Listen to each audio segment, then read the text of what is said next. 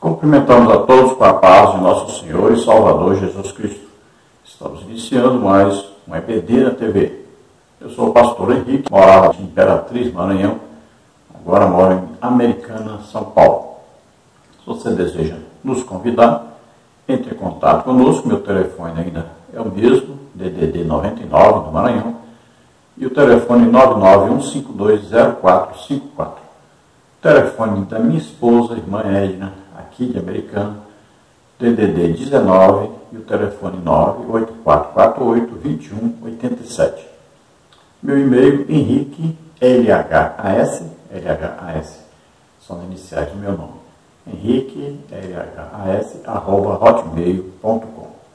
Se você deseja nos ajudar, já estou completando 6 anos desempregado, então você entra em contato conosco ou envie qualquer quantia em uma dessas contas que aí estão. Aí tem a conta na Caixa Econômica, tem no Bradesco, tem Banco Brasil. Banco Brasil, o nome da minha esposa é Ira Maria Cruz Silva.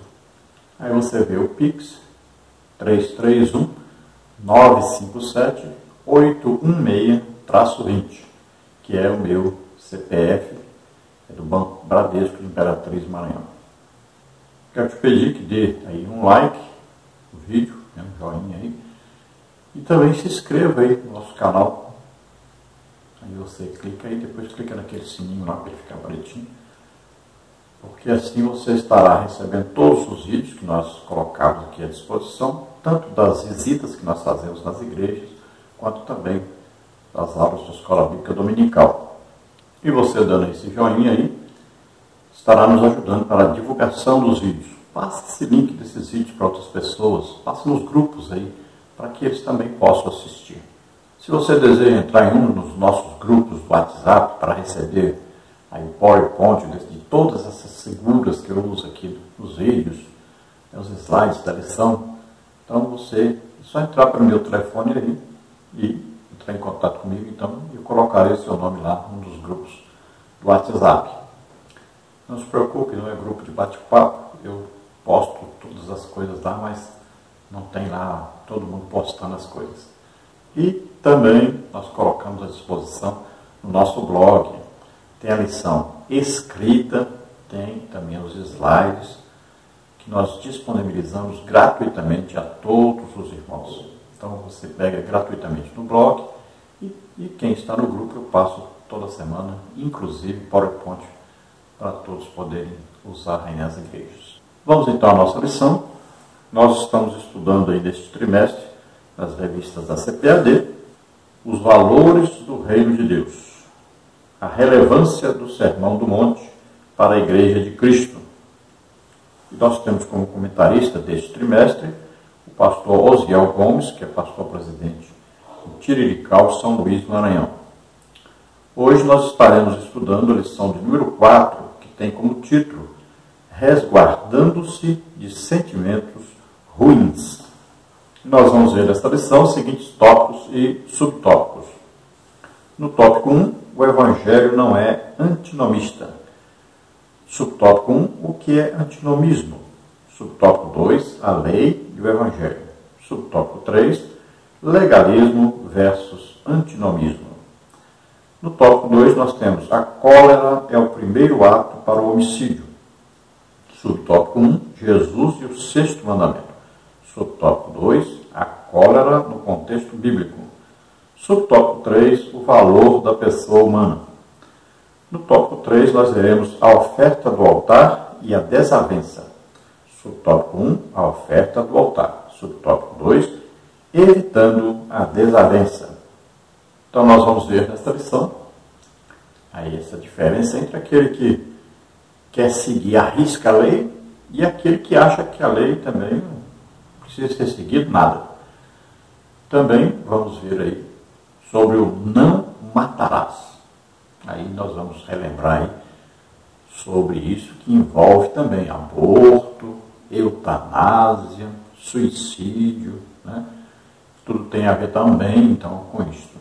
E depois nós vamos ver aí a oferta que é dada a Deus, e Deus, então, nos orienta que nós estejamos em paz com todos, amando a todos, quando nós vamos a Ele ofertando alguma coisa. O texto-aula está em Mateus 5,22, que diz assim: Eu, porém, vos digo que qualquer que, sem motivo, se encolerizar contra seu irmão, será réu de juízo. Então aqui, Jesus mostrando que, primeiro, Ele é Deus, porque Ele fala o mandamento que está na lei, e depois diz: Eu, porém, vos digo. Então Ele está dizendo: eu sou Deus e estou dando a interpretação correta. Não a que os rabinos davam, mas a que Deus dá. Então Ele está assumindo aqui a posição de Deus. Então Ele diz: Eu, porém, vos digo. Então, ao mesmo tempo, se colocando em um grau superior a Moisés, e ao mesmo tempo se colocando em igualdade com Deus, o Pai. Então ele fala desse encolerizar, que é aquela ira sem contenção contra qualquer pessoa. E isso vai fazer com que a pessoa então xingue alguém, né? É aquele xingamento de ódio, de raiva. Se pudesse, a pessoa matava o outro. Então, a falta de controle emocional, né? E o desejo de cometer um assassinato. Então, quem fizer isso, está Jesus afirmando que é réu de juízo. Isso é uma condenação. A verdade prática diz: a cólera e a ira não podem dominar o coração do crente. Elas devem ser evitadas e vencidas com o ensino do Evangelho. Então, encolerizar, a cólera, e a irar, a ira. Então, é aquela raiva, aquele ódio, que na verdade é um desejo de matar a outra pessoa. Então, esse desejo aí, Deus enxerga e deve ser controlado a qualquer custo. Então, aí entra jejum, muita oração, estudo da palavra de Deus, evangelização, né? Estar envolvido na obra de Deus, estar em intimidade com o Espírito Santo, para poder controlar isto. Vamos à leitura bíblica em classe, que está em Mateus 5, de 21 a 26. Diz assim: Ouvistes que foi dito aos antigos: não matarás, mas qualquer que matar será réu de juízo. Eu, porém, vos digo que qualquer que, sem motivo, se encolerizar contra seu irmão, será réu de juízo. E qualquer que chamar a seu irmão de raca, será réu do sinédrio. E qualquer que lhe chamar de louco, será réu do fogo do inferno. Portanto, se trouxeres a tua oferta ao altar, e aí te lembrares de que teu irmão tem alguma coisa contra ti, deixa aí diante do altar a tua oferta, e vai reconciliar-te primeiro com teu irmão, e depois vem e apresenta a tua oferta. Concilia-te depressa com o teu adversário, enquanto estás a caminho com ele, para que não aconteça que o adversário te entregue ao juiz, e o juiz te entregue ao oficial, e te encerre na prisão. Em verdade te digo que, de maneira nenhuma, sairás dali, enquanto não pagares o último cêntimo. Então nós vemos aqui que Jesus apresenta aqui um tipo de contraste entre a lei dada a Moisés e agora, no Novo Testamento, no tempo da graça de Deus, como interpretar isso de maneira que seja de acordo com o que Deus deseja. O que Deus estava querendo dizer com aquilo que estava escrito na lei. Então Jesus dá uma interpretação. Então ele dá a interpretação como Deus. E ele está dizendo claramente, então, que os judeus não entenderam o que Deus queria dizer com o que foi escrito na lei. Então, a interpretação correta, Jesus está dando. Então, Jesus vai dizer que a motivação interna, ou seja, a intenção, é que vale mais para Deus do que a parte exterior, do que aquilo que foi dito ou foi feito. Então, essa intenção, esse desejo. E aí nós temos que saber que nós somos templo do Espírito Santo, ele mora em nós, e ele conhece todos os nossos pensamentos, nossos desejos, nossas intenções. Então, Jesus dá aí a interpretação da verdadeira vida cristã, a vida espiritual. caráter desejado por Deus para cada cristão. Então, cada cristão tem em si, dentro de si, a lei do Senhor colocada em seu coração, e ele então a segue instantaneamente, automaticamente, porque esse cristão é movido pelo Espírito Santo, dirigido pelo Espírito Santo, controlado pelo Espírito Santo. Então Jesus aqui questiona a interpretação dada pelos judeus, pelos rabinos, né? Por aqueles mestres do judaísmo. Então, enquanto aí os fariseus, os escribas, né? Aí os mestres judaicos ensinavam que se alguém chamasse outro aí de louco, de tolo, de doido, aquela ira, só de chamar a pessoa assim, xingar a pessoa, já deveria comparecer perante então um juízo ali para ser julgado, poderia ser condenado essa pessoa. Muitas vezes dava-se uma multa a essa pessoa, né?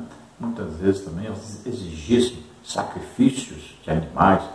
Então, por qualquer coisa, eles estavam fazendo isso. Era um motivo para levar a pessoa a doar alguma coisa. Na verdade, é isso que eles estavam fazendo. Então, Jesus vai dar a interpretação e Jesus vai dizer que para Deus, a intenção já de matar a pessoa, né? A intenção já de machucar a outra pessoa, já é então um pecado digno de réu diante de Deus, de julgamento diante de Deus e condenação. Então veja que a exigência no Novo Testamento, no tempo da graça, ela é maior, na verdade, do que o Antigo Testamento, a lei dada por Moisés. Olha, lá dizia, não adulterarás, era o ato do adultério. No Novo Testamento, Jesus diz, aquele que olhar para uma mulher com a intenção no coração de ter, então, um ato sexual com ela, já é o pecado do adultério. Então veja que a intenção é que está valendo, que é o desejo que está valendo no fundo do coração da pessoa. Então veja que é mais difícil, porque a lei sempre vai condenar mesmo a pessoa, vai levar à morte. Né? A graça leva à vida, traz o quê? Perdão dos pecados. Então nós estamos em Cristo, porque Jesus nos livra da ira do pecado, da condenação do pecado. Então o que o crente deve fazer? Procurar nunca ter inimigos. Então, de toda maneira, o crente deve viver neste mundo de maneira tal que ele se humilhe, né? Que ele se deixe humilhar de maneira tal que aqueles que forem seus inimigos sejam inimigos ocultos, né? Não vão nem aparecer, ele nem vai saber, ninguém vai nem perceber que a pessoa tem inimigos, porque essa pessoa trata todo mundo bem, trata todo mundo com a dignidade, com amor, com o desejo de que a pessoa seja salva. Então, essa maneira aí vai fazer com que os inimigos fiquem até envergonhados, porque você está sempre orando pelos inimigos, abençoando os inimigos, e está sempre levando, tentando de toda maneira levá-los a Cristo. E sempre que houver problema de inimizade, olha só o que vai acontecer. Não vai ser só a outra pessoa atingida, mas você também. Porque com essa inimizade vai criar aí uma raiz de amargura que vai até atingir quem está junto com você, quem é da sua família. Imagine. Então esse rancor, essa raiva, essa ira contra as outras pessoas pode causar um dano em muitas pessoas por causa de uma pessoa com inimizade com a outra. Então devemos de todas as maneiras evitar então esta inimizade. E o jeito mais fácil, né, é mesmo que você tenha sido ofendido, você vai e pede perdão até outra pessoa, que ela que está ofendida, mas você pede perdão, faz de tudo para reconciliar com essa pessoa, mesmo porque se você ficar com esse problema aí, isso vai impedir você de ter um bom relacionamento com Deus. Tanto na vida de oração, quanto também na vida de ofertar a Deus, de dizimar ao Senhor. Então, enquanto a lei diz não matarás, Jesus vem interpretando, dizendo que nós não podemos odiar a ninguém. Por que isso? Porque a ira é o embrião do homicídio. A ira é como aquela semente, né? Como no caso aí da concepção humana. Então, é como se fosse um espermatozoide procurando um óvulo para gerar uma vida. Então, veja, esta ira aí tem que ser contida a qualquer custo, morta em nosso coração, para que ela não produza o homicídio. Então, os cristãos devem fazer o quê? Evitar a todo custo que tome posse dele. Então, o que ele vai fazer? Ele vai ser aí longânimo, né? Então, ele vai ser paciente e vai sempre o que? Amar a outra pessoa. Então, a adoração a Deus só será aceitável se em nosso coração houver paz, houver aqui amor. Então, nada pode impedir o nosso relacionamento com Deus. Então, qualquer tipo de inimizade, isso pode atrapalhar o nosso relacionamento com Deus. Não deixe nunca que isso tome posse do seu coração. A introdução da lição diz assim: nessa lição aprenderemos com o Mestre Divino que o Evangelho não é antinomista, a partir da explicação desse conceito, que a cólera é a antessala do homicídio e que, para devotar a nossa vida a Deus, precisamos nos reconciliar com o próximo. Veremos que o nosso Senhor colocou em alta conta o valor da pessoa humana e, por isso, a seção bíblica de Mateus 5, 21 a 26 será o objeto de nosso estudo. Então, vamos basicamente entender que ninguém pode ser contra totalmente a lei e dizer que não precisamos da lei, que a lei não serve de nada, que não tem influência em nossa vida cristã. Não podemos ser assim, não podemos agir assim, nem pensar assim. Lembrando sempre que a lei, ela não é apenas os 10 mandamentos. Lembrando sempre, são 613 preceitos. E dentro dos 10 mandamentos, temos que entender também. No caso, por exemplo, do sábado, nós não temos que guardar o sábado. Veja bem, o sábado é o descanso do corpo. Agora, Jesus diz que o nosso cansaço verdadeiro é na alma, é o pecado. E aí, Jesus diz: vinde a mim, vós que estáis cansados e oprimidos, e eu vos aliviarei. Tomai sobre vós o meu jugo, aprendei de mim, que sou manso e humilde de coração, e achareis descanso para as vossas almas. Então, olha, em Jesus nós descansamos. Então, Jesus é o nosso sábado. Esteja sempre em Jesus. Ele é que dá o descanso. E você ore sempre em línguas. E você encontrará um descanso que você não conhecia ainda. Isaías disse: esse é o nosso refrigério, né? Esse é o nosso descanso. É a oração em línguas. É muito importante. Você vai entregar ao Espírito Santo todas as suas ansiedades, preocupações aí, desejos, e vai orar entregando essa oração para que o Espírito Santo entregue corretamente a oração de acordo com a vontade do Pai, e você vai descansar em Deus. Então você vai ver que Jesus repete, por exemplo, ao jovem rico, as leis, mas ele não inclui o sábado. Os apóstolos, naquele primeiro concílio, naquela reunião da igreja, quando ele diz o que os cristãos devem fazer, o que é exigido para eles não mencionam também o sábado. Então veja só, não existe essa obrigação de você guardar um dia no Novo Testamento. Todos os dias esteja em comunhão com o Espírito Santo, aí orando, estudando a palavra de Deus, procurando evangelizar, né? Procure também um jejum de vez em quando. É muito importante você viver uma vida ativa como cristão, em comunhão com o Espírito Santo. Isso sim é que é guardar, aí é estar em comunhão, é estar feliz, descansado em Deus, sempre em Cristo. Então tem gente que quer guardar um dia. Eu acho assim que você deveria guardar todos os dias. todos os dias estar com Deus e em paz, sossegado.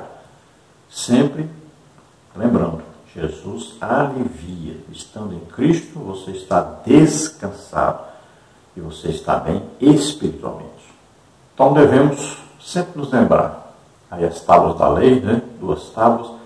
Podemos colocar assim, a primeira tábua com 5 mandamentos, segunda tábua com mais 5 mandamentos, primeira tábua, relacionamento com Deus, né?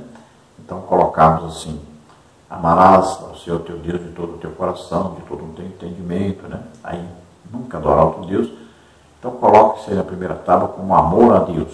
Na segunda tábua, vamos falar do amor ao próximo, como a nós mesmos.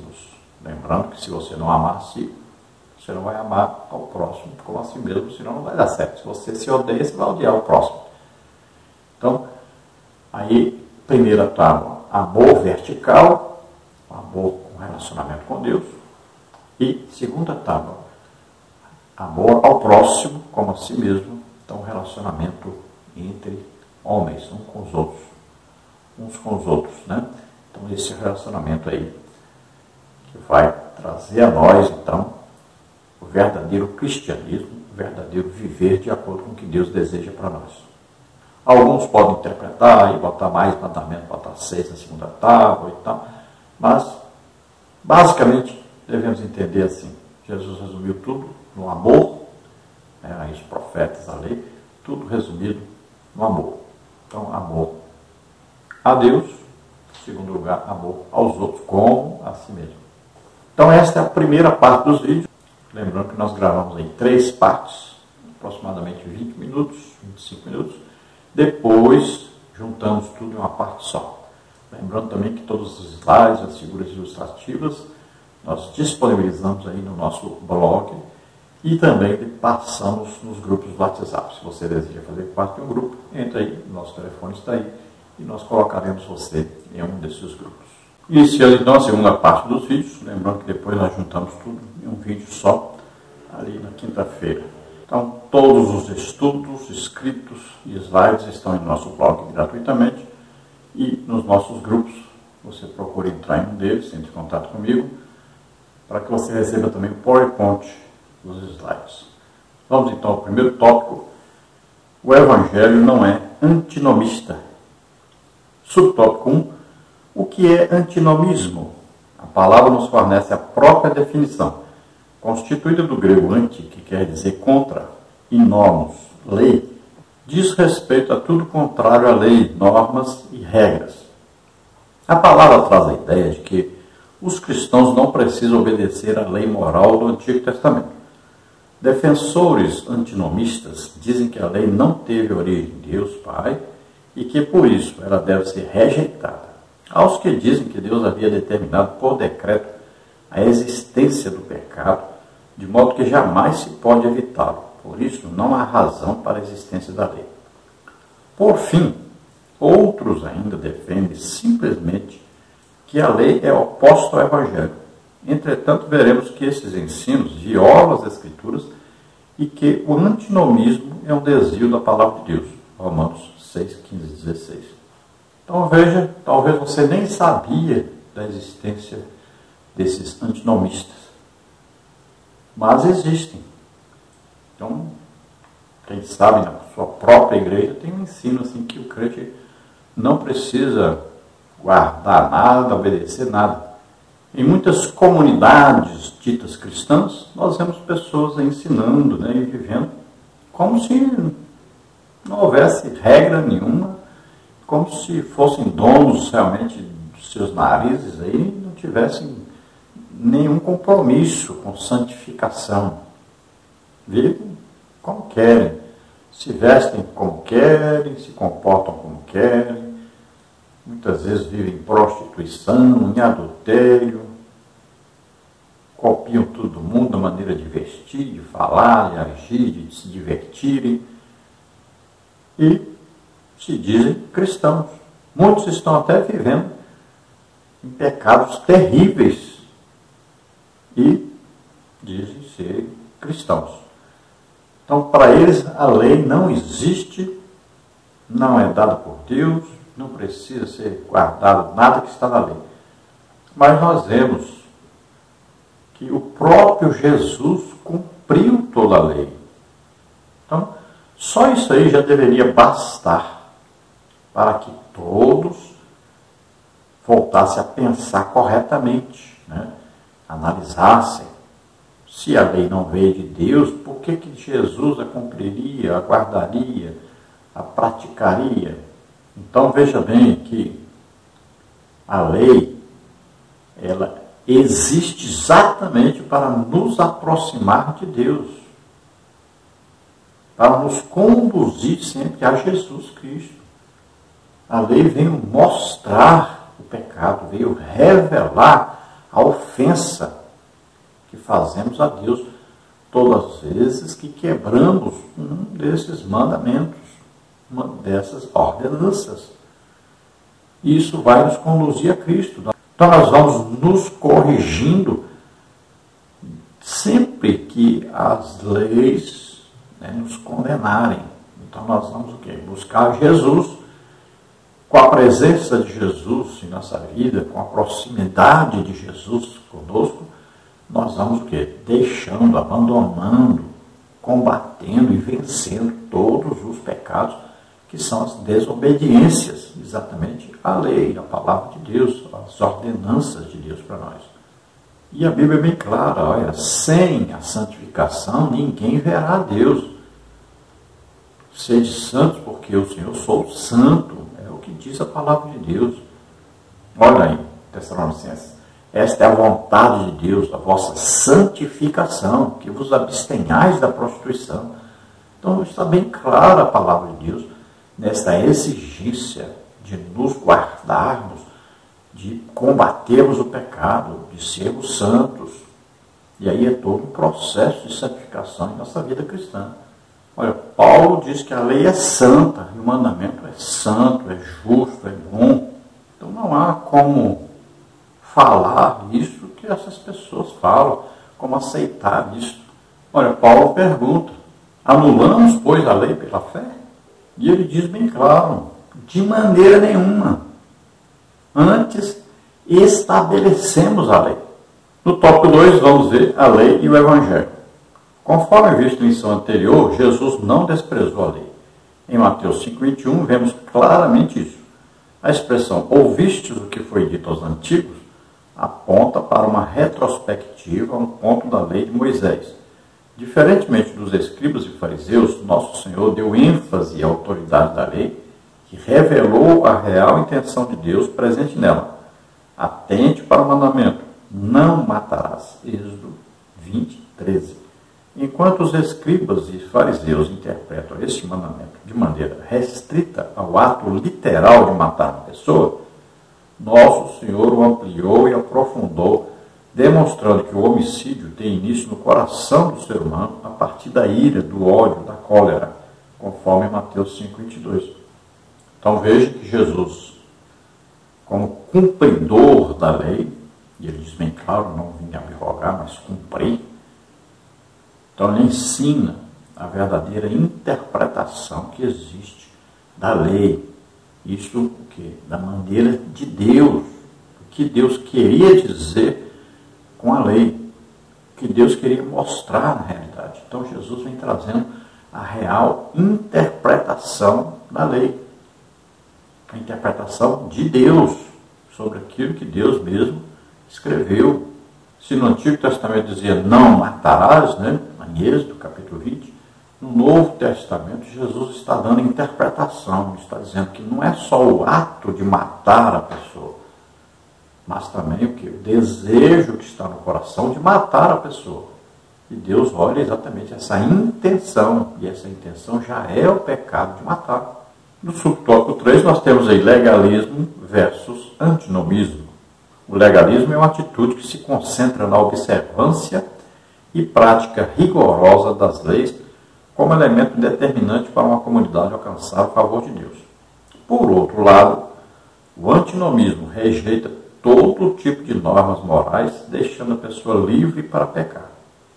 Assim, o legalismo foi refutado duramente pelo apóstolo Paulo, Filipenses 3, 3 e 4, E o antinomismo fere de morte a vocação dos cristãos para a santidade. Romanos 1,7, 1 de Pedro 1, 15 e 16. Como amamos todo o conselho de Deus revelado nas Escrituras, afirmamos que os princípios morais divinos revelados na Bíblia, na Palavra de Deus, são atemporais, válidos em qualquer época e cultura. Por isso, o cristão fiel à Bíblia tem cuidado tanto com o legalismo quanto com o antinomismo. Então, o legalismo é o quê? É a busca da autojustificação pela autojustificação em cumprimento da lei. Então, a pessoa vive debaixo da lei. Ele vive como se fosse uma corrente para ele, a lei, o acorrentando. Ele serve obrigado.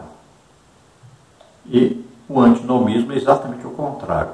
É aquele que vive de qualquer maneira, solto por aí, faz o que quer. Tudo posso naquele que me fortalece. Ele nem leu o que Paulo estava falando a respeito disso.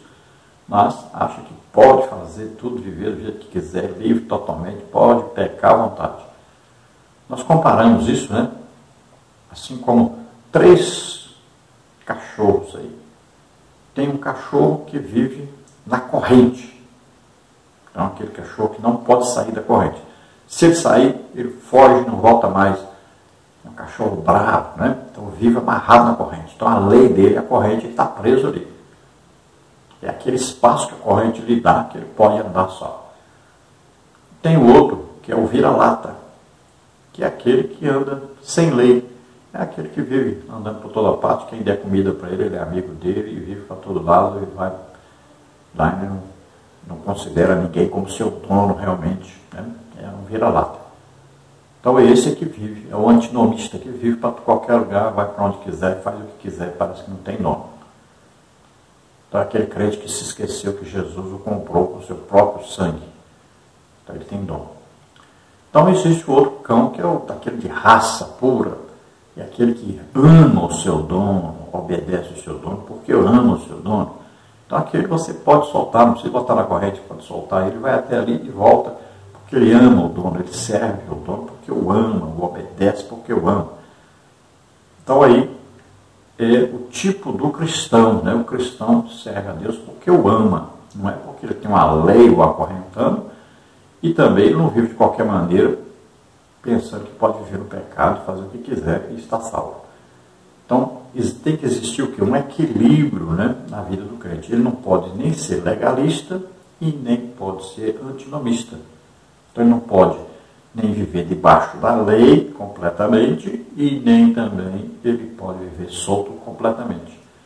Ele obedece a Deus porque ama a Deus, serve a Deus, feliz e faz a obra de Deus. Então, os princípios constantes na palavra de Deus, na lei de Deus, servem para nós e nós devemos olhar atentamente para isto. Sempre nos lembrando, fomos comprados com o sangue de Jesus Cristo. Temos dono. Então, lembre-se sempre disso. Você não pode viver de qualquer maneira. Então, temos que viver em santificação. Então, veja que os cristãos eram chamados santos. E assim deve ser chamado sempre. Pedro, então, diz bem claro, né? Se aquele que nos chamou é santo, nós também temos que imitar, temos que ser santos também. Então, temos que andar em temor durante a nossa vida aqui na terra, a vida cristã.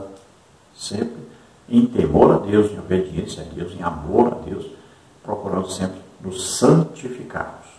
Vamos ao tópico 2. A cólera é o primeiro ato para o homicídio. Subtópico 1. Jesus e o 6º mandamento. Jesus não anulou o 6º mandamento do decálogo, como está em Êxodo 23 e Deuteronômio 5,17. Contudo, sua interpretação foi mais elevada e profunda, pois revelou que a ira ou cólera contra o irmão é um tipo de homicídio no coração, como bem afirmou o apóstolo João. Qualquer que aborrece a seu irmão é homicida, e vós sabeis que nenhum homicida tem permanente nele a vida eterna. 1 de João 3,15. Não por acaso que o verbo irar, no grego, em Mateus 5,22, é orgizo, que significa provocar, incitar a ira, estar zangado, estar enfurecido. A fúria e a ira de Caim o levaram a cometer o primeiro homicídio contra o próprio irmão. Gênesis 4, 5 e 8. Portanto, o sexto mandamento não envolve apenas uma sanção penal, mas elementos mais profundos, como palavras, emoções, insultos e outras ações que se antecipam ao homicídio. Então veja, Jesus nunca disse assim, olha, que está escrito um decálogo lá, vocês não precisam cumprir, não tem obrigação nenhuma com o que está escrito lá. Principalmente com o mandamento, não matarás. Jesus nunca disse isso. Né? Hoje se está cometendo muitos assassinatos. Veja, aborto, né? Eutanásia, suicídio, tudo isso é matar. O aborto, você está matando uma criança. A eutanásia, você está matando uma pessoa que está desequilibrada, que às vezes até pediu a morte, mas ela está em desequilíbrio, mas ela pode ainda receber o milagre de Deus, se arrepender, ser salva. Né? Lá o aborto é a pessoa totalmente o quê? Indefesa, não tem como se defender, não está fora ainda do útero. Então não tem jeito de se defender. E no caso do suicídio, a pessoa não tem direito a se matar. A pessoa tem que saber que quem pode tirar a vida de alguém é só Deus. Deus é quem dá a vida, só Ele pode tirar a vida de alguém. Então não pode a pessoa se suicidar, ele está se matando, está matando a pessoa, ela mesma. Então o suicídio é um pecado terrível, digno de condenação eterna. Então veja só, temos que ensinar a palavra de Deus corretamente, né? Temos que viver a palavra de Deus e ensinar o que está escrito na palavra de Deus e entender bem claramente.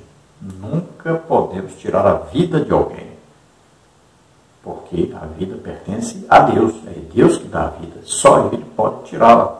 Nós temos aí o caso, né, da ira, que ela começa com uma coisa, assim, uma angústia e tal, é uma discussão às vezes, né, e o ódio vai aumentando, aquela ira vai aumentando, aí vem os palavrões, os xingamentos e tal, acaba, então vem o homicídio, vem aí o matar alguém.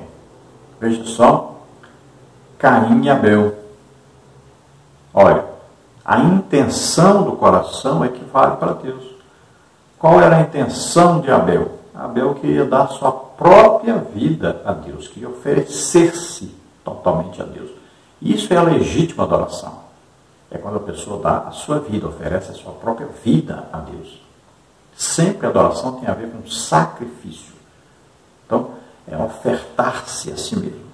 Abel queria fazer isso. O que ele fez, então? Ele pegou um animal e colocou esse animal em seu próprio lugar. O que isso tipifica? Tipifica o quê? O sacrifício de Jesus na cruz por nós. Ele deu a sua vida, foi sacrificado por nós. Então aquele animal foi sacrificado no lugar de Abel. Então Deus se agradou daquele sacrifício, se agradou daquela oferta. Ele olhou o coração de Abel. Já Caim não tinha essa intenção. Ele apenas deu uma oferta, como a maioria das pessoas fazem. Pegou daquilo que produzia e deu uma oferta a Deus. Mas aquilo não era uma adoração, era apenas uma oferta. Deus não reprovou Caim, não condenou Caim por causa da sua oferta. Não. Apenas ele aceitou o sacrifício de Abel, a oferta de Abel, a adoração de Abel, como a perfeita adoração que ele deseja que seja. Mas não quer dizer que ele condenou Caim ao inferno e tal. Não.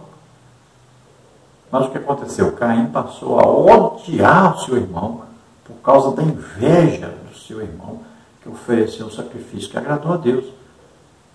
E assim, até hoje, dentro da igreja existe isso. Pessoas que odeiam aqueles que Deus usa. Sem motivo. Odeia a pessoa, se pudesse matava a pessoa. Porque a pessoa é usada por Deus, abençoada por Deus.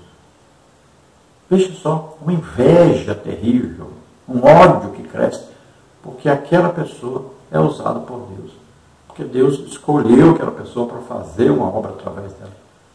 E aí as pessoas odeiam essa pessoa, de graça, assim. Isso é terrível, é um ódio, uma ira que nasce no coração, que pode levar a pessoa a perder a sua salvação. Olha, Jesus, por quê? O mataram por inveja, passaram a odiá-lo, uma ira terrível, o desejo que ele morresse, passaram a tramar a morte de Jesus. Qual a causa? Jesus matou alguém? Então é um perigo essa ira. Aí veja como o apóstolo Paulo sofreu. Mas ele maltratou alguém, roubou alguém. O que ele fez? Só pregou o Evangelho e era odiado por causa disso. E assim, quantos cristãos hoje, quantos missionários são enviados e as pessoas os matam, os prendem, os espancam. O que ele está fazendo? Pregando o Evangelho, só isso, pregando o amor de Deus, a salvação em Jesus Cristo. Então veja o perigo dessa ira, dessa inveja, que levou Caim a matar o seu irmão. No tópico 2 ainda, a cólera é o primeiro ato para homicídio. Subtópico 2, a cólera no contexto bíblico. Tanto o salmista quanto o apóstolo Paulo escreveram que um servo de Deus pode irar-se, mas não deve pecar. Salmos 4:4, Efésios 4:26. A ira é uma emoção humana. Por isso, na Bíblia, vemos pessoas justas se irando contra o pecado, contra os atos desumanos, contra o desrespeito à palavra de Deus, como está em Oséias 4, de 1 a 3. Nosso Senhor manifestou ira contra os que faziam no templo um covil de ladrões, como está em João 2, 13 a 17. Entretanto, a ira não pode nos controlar e devemos examinar se ela provém de um espírito reto, de um coração puro, ou se é uma obra da carne, do tipo pecaminosa, orgulhosa, odiosa e vingativa. Gálatas 5:20. O imperativo bíblico é que a ira não pode nos dominar. Efésios 4:26, Hebreus 12:15. Então vemos, por exemplo, aí, o apóstolo Paulo escrevendo aos Efésios, falou sobre a ira, dizendo: irai-vos e não pequeis. Ora, então quer dizer que pode vir uma ira, mas essa ira pode não chegar ao pecado, porque ela será o quê? Controlada. Ela não vai ser alimentada. Você pode ficar irado, então, por causa de um zelo. Você vê, por exemplo, crianças na igreja gritando, brincando, atrapalhando o culto. Você pode ficar irado com isso, mas você não vai odiar as crianças por causa disso. Você vai procurar ajudar para que não aconteça isso. Você muitas vezes pode ver pessoas querendo aí fazer um comércio dentro da igreja, de vender as coisas e tal. Você vai se irar por causa disso, para você não ficar odiando as pessoas por causa disso. Você vai entender que elas não compreendem direito, vai procurar ajudá-las a chegar no entendimento que não se deve fazer isso. Então, muitas vezes você vai se irar, às vezes, você está até num grupo aí de internet e você está insistindo com as pessoas que elas devem obedecer a Deus, que elas devem fazer aquilo que Deus deseja que elas façam. Você está explicando a palavra de Deus da maneira correta, bíblica, mas as pessoas teimam, se zangam e tratam mal você, mas você vai se irar, vai, mas não pode odiar as pessoas por causa disso. Então, ore por essas pessoas, abençoe essas pessoas, tenha misericórdia dessas pessoas. E o importante é você estar em paz, estar feliz, estar fazendo a obra de Deus, estar praticando a palavra de Deus, estar produzindo no reino de Deus, estar em intimidade com Deus. Nós vemos aí vários homens de Deus se irando contra o pecado, se irando contra pessoas que insistem no pecado, que odeiam Deus e sua obra. Mas é uma ira que não foi passada adiante, não foi desenvolvida, não chegou a um ódio. Então, devemos sempre tomar conta dessa ira, dominá-la. Não deixe a ira tomar conta do seu coração, passar por outro dia. Por isso que diz que nós devemos não deixar o sol se pôr. Então você ficou irado, ficou nervoso, tal. Nesse dia, no outro dia, não tem mais nada, acabou. Não guarde mágoa, rancor, não fique com inimizade com ninguém. Então não se deixe dominar pelo mal, mas vença o mal com o bem. Lembrando que todos os slides que nós colocamos aqui, você aí pode acessar gratuitamente no nosso blog, também os ensinos escritos, que nós fazemos com muita coisa sobre a lição, e também o PowerPoint, se você deseja. Você entra em um dos nossos grupos, você entra em contato comigo, meu telefone está aí, 99991520454. E nós colocaremos você em um dos nossos grupos, e aí você recebe PowerPoint e todas as figuras ilustrativas aí que nós usamos para fazer aqui os vídeos. Também os escritos em PDF, em Word, nós disponibilizamos lá para você. E também os vídeos você vai recebendo. Nosso tópico 2 ainda, subtópico 3, o valor da pessoa humana. Em Mateus 5, 21, 22, Jesus enfatizou o valor da pessoa humana. Por isso, chamar alguém de raca, que significa inútil, cabeça rouca e vazia, é uma ofensa grave igualada a blasfêmia. Ou chamar o outro de louco, do grego moros, que significa ímpio, incrédulo, é uma conduta moralmente desprezível. Observe que, para quem manifestasse esses tipos de comportamentos, o fim era se tornar réu do sinédrio e receber condenação para o fogo do inferno, do grego geina, respectivamente. Nesse sentido, nosso Senhor mostra que não só peca quem comete um homicídio, mas igualmente os que nutrem a cólera, o ódio e o rancor do coração. A vida humana tem um valor sagrado. Por isso, o patrão deve tratar bem o seu empregado e este, consequentemente, deve respeitar o patrão. O irmão não pode fazer acepção de pessoas para com outro irmão, quer por causa da cor da pele, quer por diferenças econômicas, pois, como o apóstolo Pedro disse, reconheço por verdade que Deus não faz acepção de pessoas. Atos 10, 34. Então aqui Jesus enfatiza o valor da vida humana. Veja, todos os seres humanos são criaturas de Deus. Todos. Agora existem aí os salvos e aqueles que não são salvos. Salvos, todos aqueles que aceitaram, se entregaram a Deus, aceitaram a Jesus Cristo como o único Salvador e Senhor, receberam o Espírito Santo.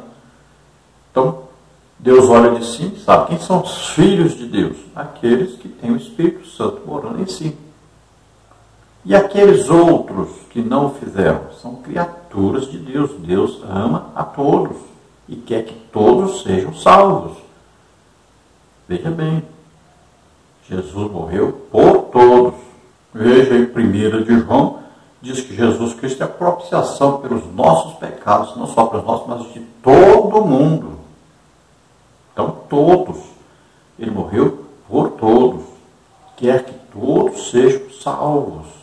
Então, veja que nós não podemos nos irar contra aquele que Deus criou. Não podemos odiar a ponto de querer matar.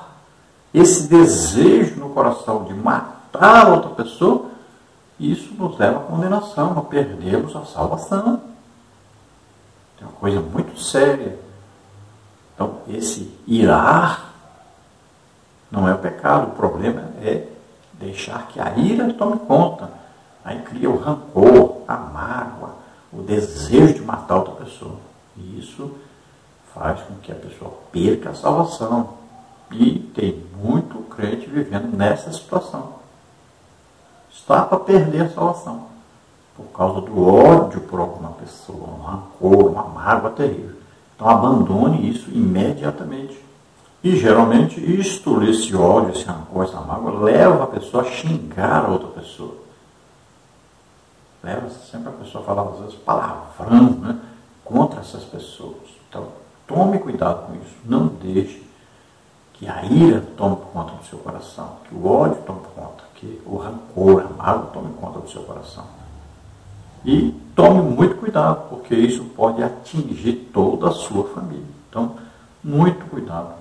Viva em paz o máximo que puder. Se esforce, faça de tudo para viver em paz, amando a todos, orando por todos, abençoando a todos. Então não é só o ato de matar a pessoa, de assassinar a pessoa, mas o desejo de que a outra pessoa morra, que está no coração, deve ser evitado a todo custo. Nós estamos vivendo aí, né, nas redes sociais, muita coisa, na política, que pode levar você a odiar outra pessoa. Não faça isso. Não vá odiar a pessoa a ponto de desejar que ela morra. Então, alivia isso. Tire isso do seu coração. Abençoe, ore. A pessoa pode se converter. Ore para que ela se converta. Ore para que ela ouça o Evangelho e se converta. Existem até muitos crentes aí incentivando o ódio às outras pessoas aí pelas redes sociais. Principalmente esse ano de política é terrível. Então tome cuidado com o seu coração, com a sua vida de cristão. Não odeie as pessoas. Não deseje a morte das pessoas. Abençoe, ore pelos seus inimigos. Às vezes dentro de uma empresa, né, pode acontecer isso, ódio, rancor, mágoa, patrão com empregado, empregado com patrão. Então é isso que nós temos que fazer, essa relação patrão-empregado, empregado-patrão. Não pode haver aí ódio, rancor, mágoa, de jeito nenhum. Não vá discutir com o patrão, xingar o patrão. Nunca faça isso. Ame-o, ore por ele, interceda sempre por ele. É isso que nós temos que fazer como cristãos. E também temos que tomar todo o cuidado na igreja com essa acepção de pessoas. Muitas vezes a pessoa nem conhece a outra pessoa, não sabe nada da vida do outro e já passa a odiar aquela pessoa, às vezes até com inveja da pessoa. É uma coisa terrível isso. Como é que pode um crente odiar outro crente? E acontece muito com as diferenças aí, né? Às vezes o cargo que a pessoa tem, uma posição, um título que a pessoa tem, faz com que o outro o odeie por causa disso. Imagine, às vezes por causa de um dom do Espírito Santo, outra pessoa odeia o outro porque ele tem um dom do Espírito Santo e ele não tem. É uma coisa impressionante. Como é que o crente pode odiar o outro por causa dessas coisas? Não pode acontecer isso. E acontece muito devido a diferenças, né, de classe social, de cor, né, de condição financeira. Muitas vezes, né, o pobre muitas vezes odeia o rico. Mas por quê? Porque ele é rico. Só por causa disso.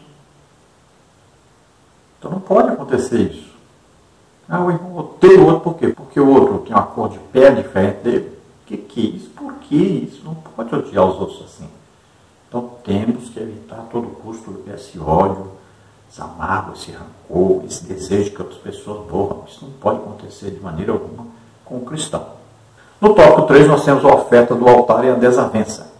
Subtópico 1, a oferta do altar. Em Mateus 5, 23 e 24, Jesus se dirige aos discípulos e faz com que cada um examine a si mesmo, pois o servo do Senhor não pode ofertar no altar com o coração cheio de ira e rancor. Afinal, dizer amar a Deus, mas odiar o irmão é cair na mentira. 1 João 4,20. Para o judeu, ofertar era um ato sagrado, e tal atitude fazia-o reconhecer a bondade de Deus para com ele. Gênesis 4, 3 e 5, Êxodo 25, 2, Levítico 1, 2 e Salmos 66, 13. Nesse sentido, o Senhor Jesus valoriza esse ato. Entretanto, não adiantava reconhecer a bondade de Deus, mas não se reconciliar com o irmão.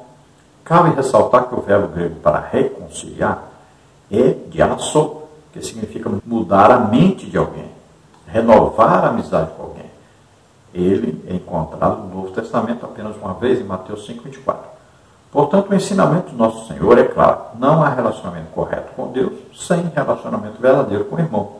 Então Jesus leva-nos à reflexão. Se Deus diz que se nós não amarmos o nosso irmão, nós também não temos relacionamento com ele, então nós temos que arrumar isso em nossa vida. Nós temos que amar a todos os irmãos, independentemente de quem sejam esses irmãos, né? E as pessoas do mundo também. Temos que amar essas pessoas, perdoá-las, orar por elas, abençoá-las sempre. Então nós temos que procurar sermos realmente cristãos. Jesus não odiou os seus inimigos. Ele teve inimigos? Teve. Mas ele nunca os odiou. Pelo contrário, ele diz: Pai, perdoa-os. Eles não sabem o que fazem. Jesus, então, estava sempre desejando que eles o reconhecessem como o Messias. Veja bem, chamou a atenção deles, falou sempre com eles a respeito da verdadeira lei, do verdadeiro entendimento da palavra de Deus, insistiu, fez de tudo para que eles se convertessem. Deu a vida por eles, aqueles mesmos que estavam batendo nele, machucando, pregando na cruz. Esses mesmos, ele abençoou. Ele morreu por eles também. Lembre-se disso. Não morreu só pelos bons, mas principalmente pelos maus. Ele disse que ele não veio buscar os justos, mas os pecadores, levar esses pecadores ao arrependimento para serem salvos. Ele orava pelos seus próprios inimigos, morreu pelos seus próprios inimigos. Deus prova o seu amor para conosco em que Cristo Jesus morreu por nós, sendo nós ainda pecadores, inimigos de Deus. Então devemos sempre lembrarmos, quando nós vamos ofertar a Deus, procuramos orar a Deus, lembrarmos que se tivermos alguma coisa contra alguém, ou alguém tem alguma coisa contra nós, devemos sempre procurar reconciliação. Devemos sempre procurar ter uma amizade novamente para que essa raiva, essa ira, esse amargo, esse rancor seja desfeito. Então, oremos para essas pessoas, abençoemos essas pessoas e façamos de tudo para viver em paz com todos. Olha, a Bíblia diz bem claro, segui a paz com todos e a santificação, sem a qual ninguém verá o Senhor. Então, ainda no tópico 3, a oferta do altar e a desavença. Sobre o tópico 2, evitando a desavença. Os versículos 25 e 26 de Mateus 5 têm relação com os versículos 23 e 24. Mas uma conotação diferente. Os versículos 23 e 24 dizem respeito à adoração. Os 25 e 26 dizem respeito ao processo legal. Ambos, porém, procuram advertir os discípulos quanto ao problema da desavença entre irmãos. Nos versículos 25 e 26, Nosso Senhor enfatiza que é preciso buscar uma solução para a desavença entre os irmãos fora do tribunal. Naquela época, quando a pessoa era sentenciada, pagaria até o último quadrantes, de origem latina, que significa quadrante, aproximadamente a quarta parte de um asse, a menor moeda de cobre romana, valendo cerca de um quarto de um centavo. Nosso Senhor, portanto, nos convida a sanar as desavenças entre nós e assim observarmos o bom testemunho. Atentemos para a reflexiva indagação do apóstolo Paulo. Ouso alguns de vós, tendo algum negócio contra outro, ir a juízo perante os injustos e não perante os santos? Não há entre vós sábios, nem mesmo um que possa julgar entre seus irmãos? 1 Coríntios 6, 1 e 5. Então, essa desavença entre irmãos, veja, dois cristãos chegarem aí a um juízo, um juiz iníquo, julgar entre os dois irmãos crentes aí. Imagine que confusão que chegou a esse ponto aí. Por quê? Porque houve discussão, desavença, briga, xingamento, ódio, mágoa, rancor. Então vai crescendo isso aí, envolvendo, Aí, veja bem, não pode-se dois irmãos cristãos chegarem a esse ponto. Então, deve-se procure um pastor, procure um aconselhamento com um irmão assim, mais idoso, experimentado em várias situações. Procure resolver isso, sem precisar chegar às barras da justiça comum, ser julgado aí por uma pessoa descrente, um ímpio. Então, deve-se fazer de tudo, até ser possível, até você perder, para poder ganhar aquele irmão e continuarem os dois crentes e salvos. Então, sempre devemos nos lembrar que as desavenças entre cristãos devem ser resolvidas por cristãos dentro da igreja, com sempre um aconselhamento e uma ação pastoral. Procure o pastor, se você tem uma desavença com o irmão, procure levar o irmão também junto, vamos conversar, vamos chegar a um denominador comum, vamos arrumar essa situação e ame esse irmão, ore por ele, abençoe, procure de toda maneira chegar junto aí com ele no céu. Faça de tudo para que isso aconteça. Então, se você vai ofertar alguma coisa a Deus, se você vai orar, vai ter um contato íntimo com Deus, procure ver se existe alguma mágoa, alguma rancor no coração. Desmanche isso, resolva essa situação primeiro, porque isso vai atrapalhar a sua vida espiritual, vai atrapalhar a sua comunhão com Deus. Muita gente tem esse problema, não produz no reino de Deus, porque tem mágoa, rancor no coração. Muita gente não consegue ter uma vida normal, vida cristã, ser uma bênção e abençoador, porque tem mágoa, rancor no coração. Muita gente não tem aí um dom do Espírito Santo devido também a isso.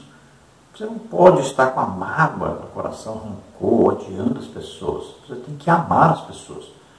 E o problema é esse, o maior problema hoje. A falta de amor pelos outros, de dar a vida pelos outros. Então, cuidado para que você não seja condenado por causa de um rancor, de uma mágoa, de uma ira, de um desejo que outra pessoa morra. Conclusão da lição.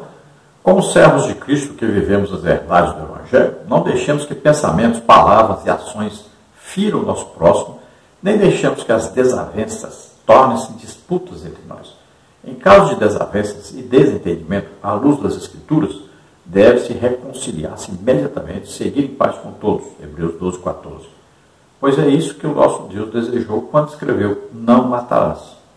Então não deixemos de maneira nenhuma palavras, ações, xingamentos, discussões, nos levar a perder a salvação. Nós não podemos ficar odiando as pessoas, tendo mágoa das pessoas, rancor no coração. Quantas pessoas, quantos líderes nós temos, quantos pastores morrendo do coração hoje? Talvez, se nós formos estudar, nós vamos encontrar em torno de 70% dos pastores que morrem com problema do coração. Por quê? Por causa das discussões de irmãos que às vezes maltratam o pastor, falam mal do pastor, perseguem o pastor. Tantas situações que o pastor se envolve e aquilo ali vai guardando mágoa, rancor. Isso faz um mal terrível para o coração. Então, cuidado com isso. Retire isso. Limpe o seu coração. Converse, chame, insista, faça de tudo para viver em paz com todos. Reconcilie-se com as pessoas. Ame as pessoas. Faça tudo para que você possa ser aceito por Deus e sempre também aceite o perdão de Deus. Aceite o amor de Deus. Assim você também poderá compartilhar com os outros esse amor, esse perdão de Deus. Então, muito cuidado aí com aborto. Isso é assassinar, matar criança. Muito cuidado com a eutanásia. Isso é assassinato, matar pessoas. Muito cuidado com suicídio. Isso é matar-se a si mesmo. Pecado gravíssimo. De você ver aí, colocamos um gráfico para você ver, aí mortes por suicídio por idade no Brasil em 2019, veja aí quantas mortes em 2019 aconteceram com pessoas aí, pessoas que se suicidaram. E veja que aí tem criança, aí tem adolescente, aí tem jovem, tem meia idade, tem idoso, todos os tipos de pessoas estão incluídas aí. Então você veja que é crescente isso aí. Olha, do lado direito eu coloquei aí, que a tabela é crescente, vai só crescendo, só aumentando o número de pessoas que se suicidam. Isso é o que? É um espírito maligno agindo. E nós temos que impedir isso, temos que orar para que as pessoas sejam libertas. Né? A pessoa não pode chegar à conclusão de que a única solução é se matar. De maneira alguma. A pessoa tem que ter esperança em Deus, confiar em Deus, entregar sua vida para Deus. E entender que Deus pode mudar qualquer situação. Vamos orar agora. Se você está ouvindo, deseja entregar sua vida para Deus, aceitando a Jesus Cristo como único Salvador, Senhor, acredita que Jesus levou sobre ele os nossos pecados, doenças, enfermidades, maldições na cruz do Calvário, para nos livrar da ira, para nos livrar da condenação do pecado. Morreu para nos salvar, morreu em nosso lugar. Você crê nisso? Crê que ele morreu e ressuscitou? Então você é salvo agora. Vamos orar juntos. Se você está doente, está enfermo, nós temos ido aí por alguns lugares pregar a palavra de Deus. Jesus tem curado muitas pessoas. Então nós vemos lá mais de 50 pessoas curadas lá em Criciúma. Nós estivemos lá semana passada. E agora, nessa semana, estivemos em Novo Horizonte, São Paulo. Jesus curou mais de 100 pessoas. Então, uma maravilha. Salvando, curando, libertando, batizando. Então, é uma obra de Deus sendo feita. Então, veja bem, Deus nos ama e quer só o nosso bem. Vamos orar e você vai ser curado. Vamos orar juntos. Pai querido, em nome de Jesus, te agradecemos e te pedimos, salva agora essas vidas, liberta do pecado agora, concede-lhes o Espírito Santo para morar neles, abençoa essas vidas, escreve seus nomes no livro da vida, em nome de Jesus. Aqueles que estão doentes, estão enfermos, sejam curados agora, em nome de Jesus. Solta agora essas vidas, em nome de Jesus. Toca, Senhor, toca neles e cura, em nome de Jesus. Glória a Deus, amém. A paz do Senhor.